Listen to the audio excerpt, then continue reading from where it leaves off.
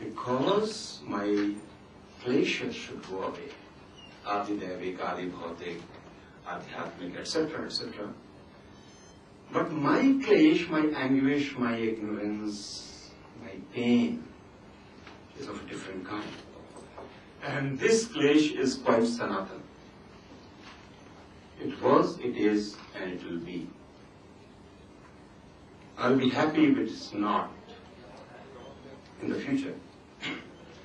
As a student, I am always tormented by the question, and this whole morning has been busy with that. What does in the hell this term Hindu means? I'm not going into the denotation and connotations of that. And without proposing a different course for our conference, an agenda, I feel it is necessary to begin with a question, as Swamiji did. In continuation to that, Madhu ji के शब्दों में इससे हमारा रिश्ता जुड़ गया है.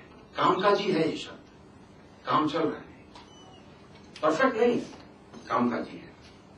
And interestingly enough, the dialectic of naming process is interesting. In this room, I will be very surprised, except for even for the Swamijis, your gurus have given you the name. Who has chosen his or her own name? But when? At age 2.5. So you replaced your name? Yeah. But you were given a name. So, there are as many answers to this Sanatan Prashna as there are gods and goddesses in this tradition.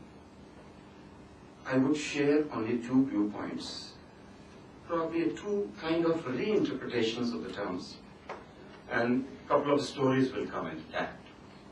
First is from the 20th century, and we all know about him, who wrote in Young India, 6th of October 1921, and I will love to repeat those words. I have asserted my claim to being a Sanatani Hindu with greater emphasis than hitherto. It is therefore necessary for me once and for all to give my meaning of Sanatan Hinduism. The word Sanatan I use in its natural sense. He continues, I call myself a Sanatani Hindu because, one, I believe in the Vedas, Upanishads, Purans and all that goes by the name of Hindu scriptures, and therefore in avatar and rebirth. Two, I believe in the Varnashram Dharma in a sense, Vedic, but not in its present popular and crude sense.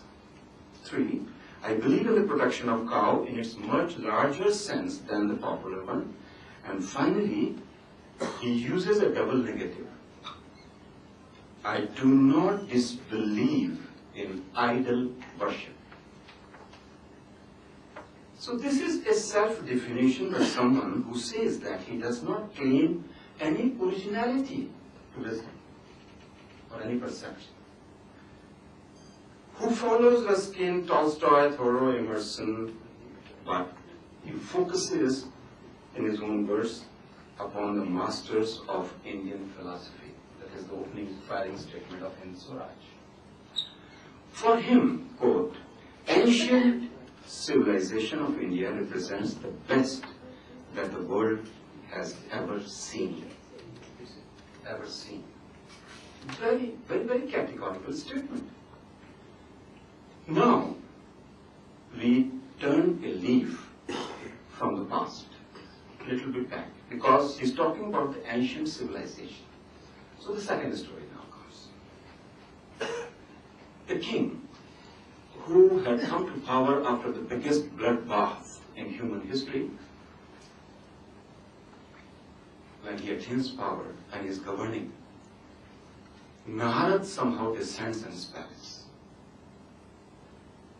And after respecting him, he puts a question to him. He says, Sir, I want to listen from you, Nirnam Dharmam Sanatanam.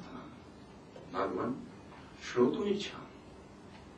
I really want to know what is that system or knowledge system or value system which can sustain humanity always, in all times to come.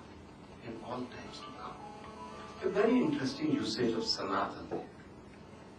Sanatan is very carefully replaced by Nirnam.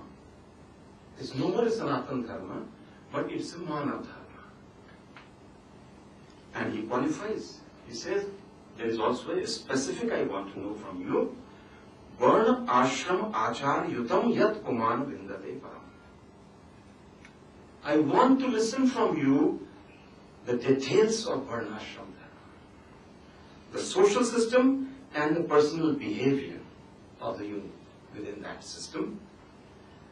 And Gandhi says, very interestingly, commenting in his own way, he says,